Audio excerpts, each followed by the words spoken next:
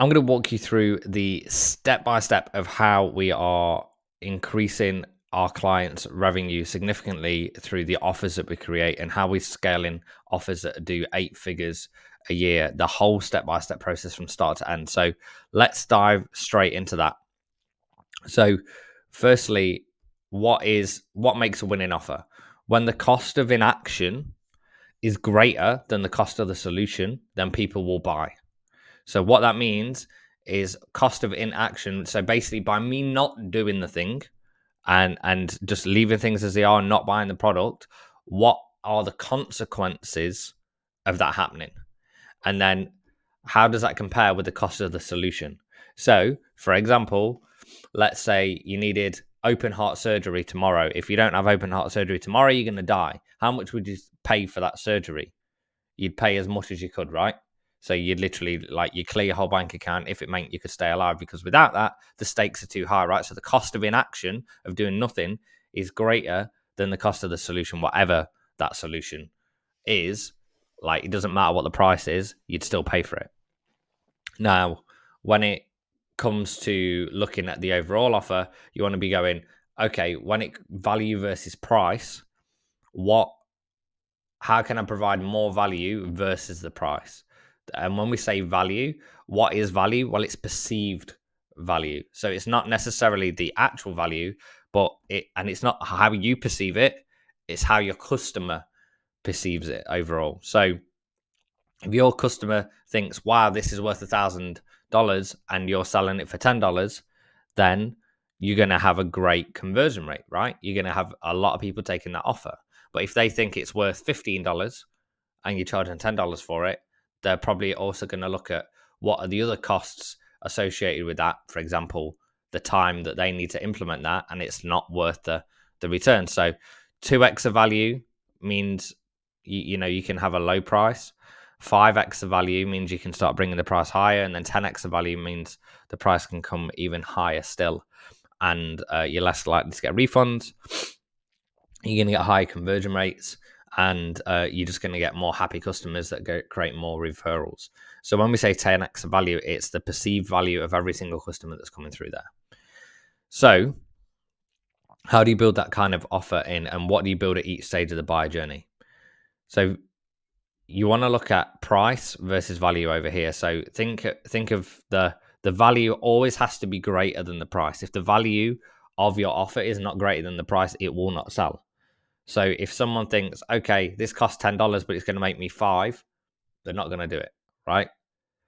If this costs $1 million for me to lose weight, and it means it's going to take me, I need to do 10 hours of exercise every day, and I can only eat celery sticks, they're probably not going to do it, because there's better solutions that have a better price to value ratio.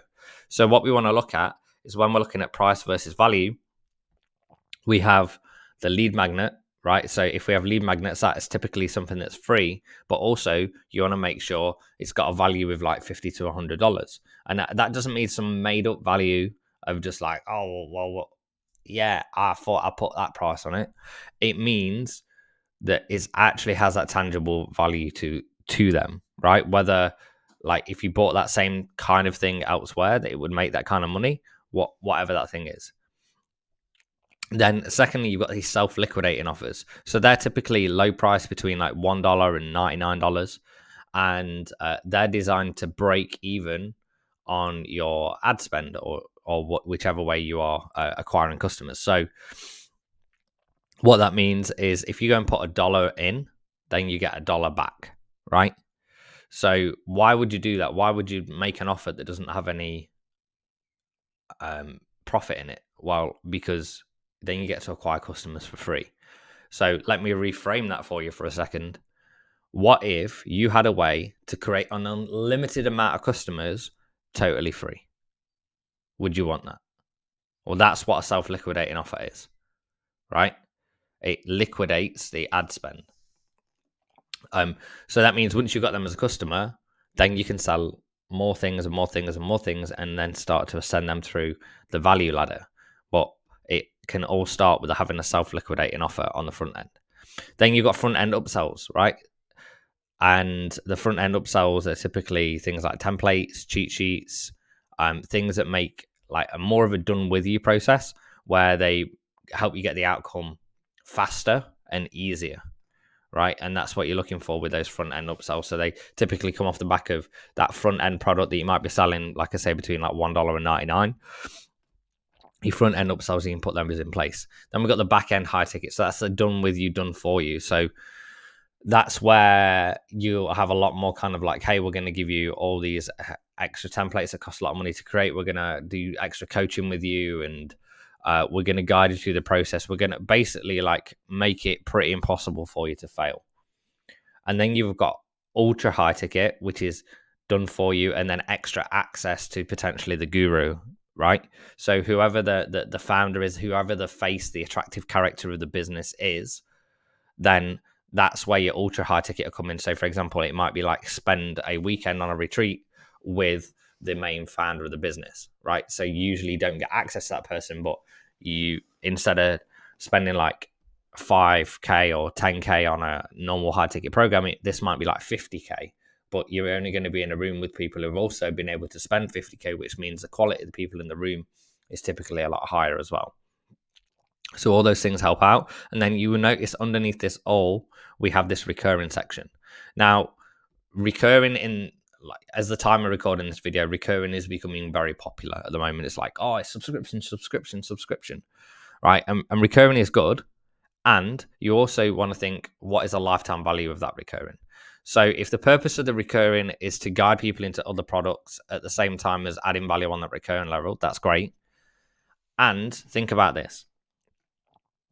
If you are selling something for $100 a month, that's $1,200 a year.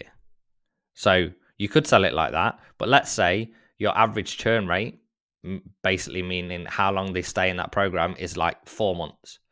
So you're not making 1,200 a year, you're making 400 a year.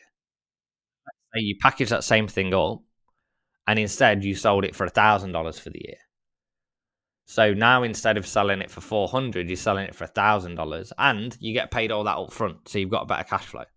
So recurring can be great as an add-on, right? And recurring works really well as well with like affiliate software and stuff like that, because that's just like residual passive income. Like I got paid over $3,000 this week in referral commission for just introing someone to someone else, and it was done a while back. I didn't think anything about it. I was just like, here's this intro. And then they reached out and said, hey, we've got some cash for you. Here you go. Right? Did I have to do anything fulfillment? No. Did I just literally just go meet this guy? I think it's a good person to connect with.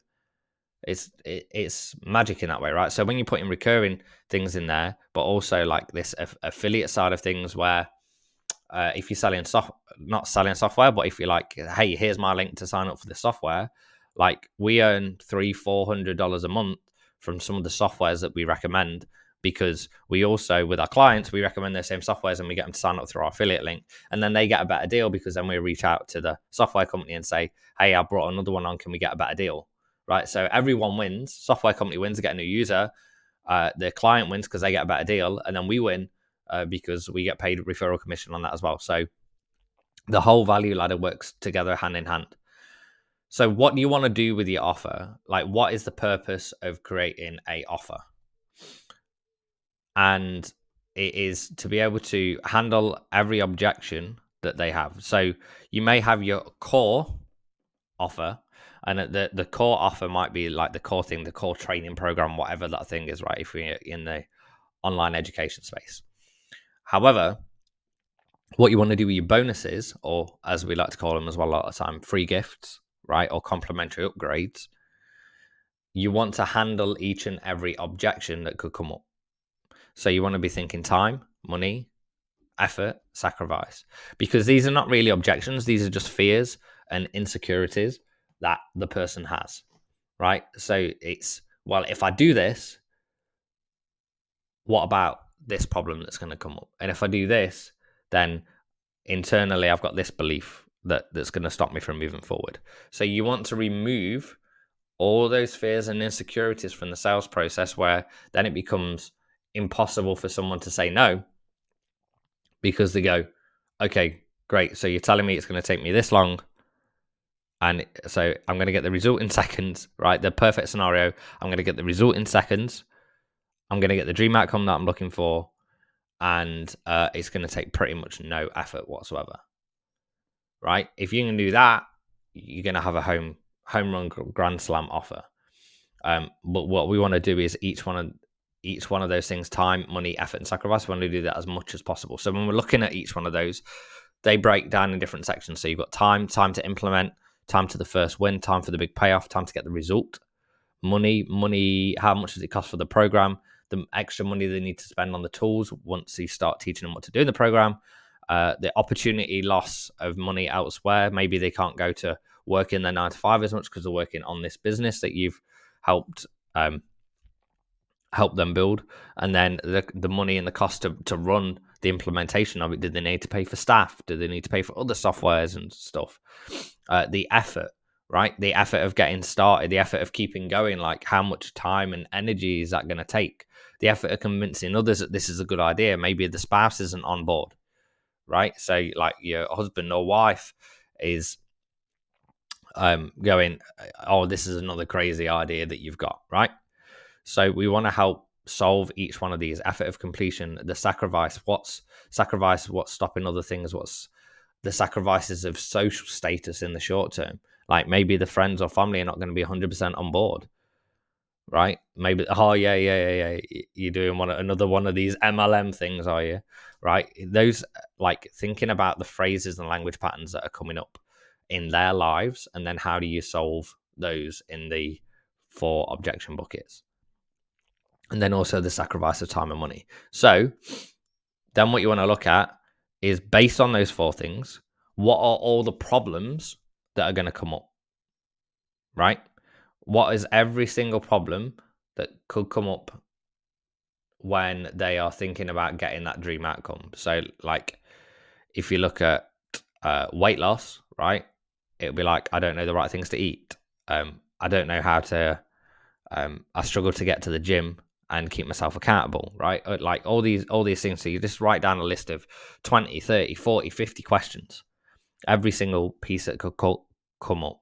And then what you want to do is create a solution for every single one of those. So you want a solution name and you want a solution description for each one. So you want to, essentially the description is how it solves the problem, and then the solution name is just a catchy name that comes up for each one. Now, depending who you're selling to, if you're selling more business to consumer, you're going to create a few more of those catchy names. If you're selling to someone that's already like a 7-figure, 8-figure entrepreneur, you're going to write a little bit more, kind of like a little bit more plain Jane there. However, it still needs to create desire. So you'll be a little bit more logical and a little bit less hypey, shall we say, depending whether that person is like high emotional state or like low emotional state, and just like looking for a savior, shall we say.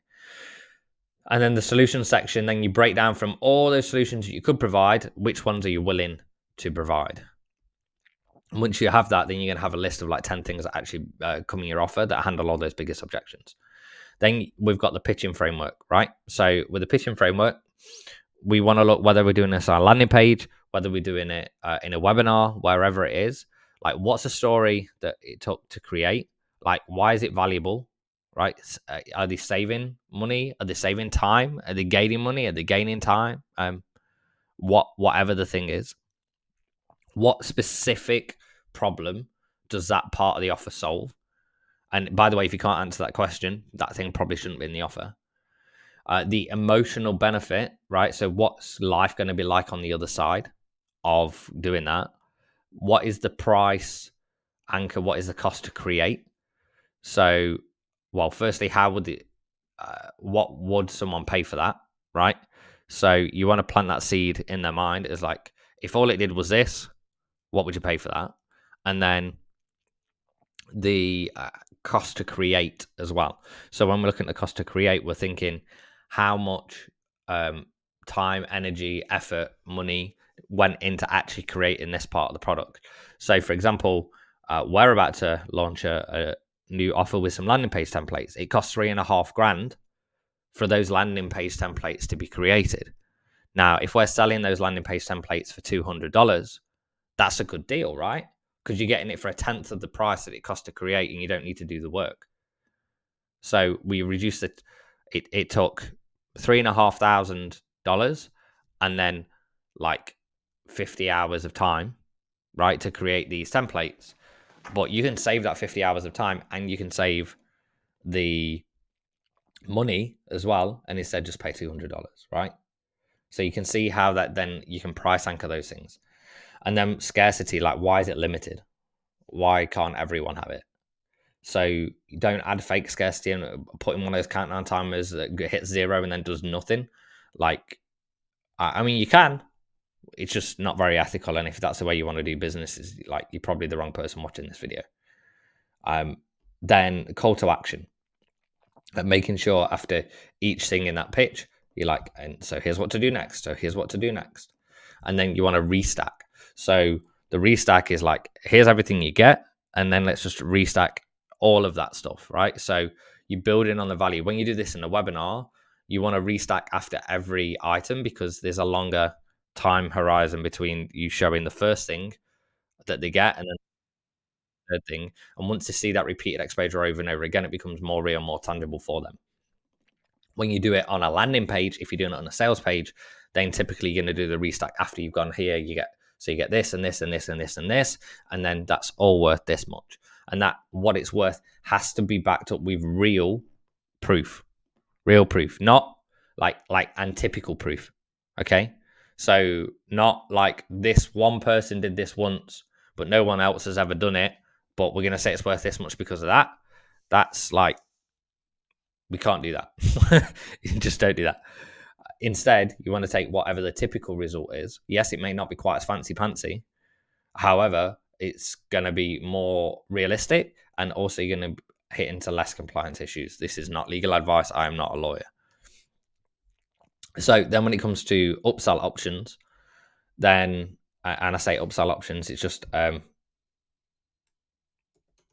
repurposing, right? So repurposing styles. So you can take the same information and repurpose it in multiple different ways.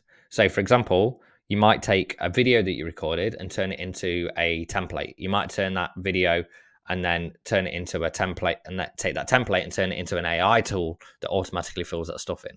You might then take all those things together and turn them into a bundle. You might take the template, turn it into a laminated sheet, and then sell that as a physical item instead that's shipped out to them. You could have chat lists again created from those videos or trainings. You could add extra layers of access into your offers as well. So access to a community, access to the team, access to whoever the founder is, the guru, right? Adding in implementation calls in there as well.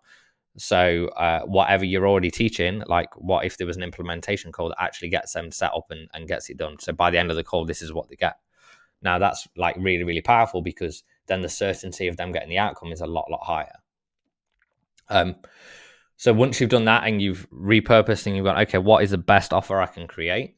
You also want to be doing along the line as you're going through is going, what are my competitors doing? And don't just copy your competitors.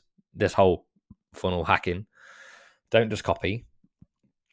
Look at what they're doing from a strategic lens. Look at why they're doing it, and then do a SWOT analysis. So a SWOT analysis is strengths, weaknesses, opportunities, and threats regarding that offer. So what's great about their offer? What are the strengths there?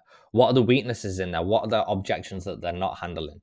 Where are the opportunities, right? So where maybe they're offering something that's pretty good, but if you repurpose that and turn it into, for example, a full list of templates rather than just like the video version of it, that could be a great opportunity. And then what threats have they got right now? Like maybe they're putting things like, for example, lifetime access into some of their offers, and then that creates a risk to their product because if they ever shut it down, then they've said lifetime access, and then they could be in hot water. So it's like, have they got their disclaimer on there that says like if it's lifetime access for the lifetime of the product rather than the lifetime of the person?